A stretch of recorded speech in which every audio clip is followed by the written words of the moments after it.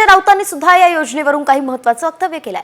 लाडकी बहीण योजनेची पडताळणी करून बहिणीचे पैसे काढून घेऊ नका असा घणाघातच संजय राऊत यांनी महायुती सरकारवर केलाय। विधानसभा निवडणुकीपूर्वी महायुती सरकारनं योजनेद्वारे बहिणींना पैसे दिले आणि आता याच योजनेची पडताळणीची घोषणा मुख्यमंत्री देवेंद्र फडणवीसांनी केली आहे। यावरूनच संजय राऊत यांनी महायुती सरकारवरती जोरदार टीका केली आहे। कोणतीही शहनिशा न करता सरसकट 1500 रुपयाचा जो व्यवहार केला त्याच्यावर अनेकांचा आक्षेप होता। आता स्वतः राज्याच्या मुख्यमंत्र्याने सुद्धा 2 दिवसापूर्वी सांगितलं की निकष बदलावे लागतील।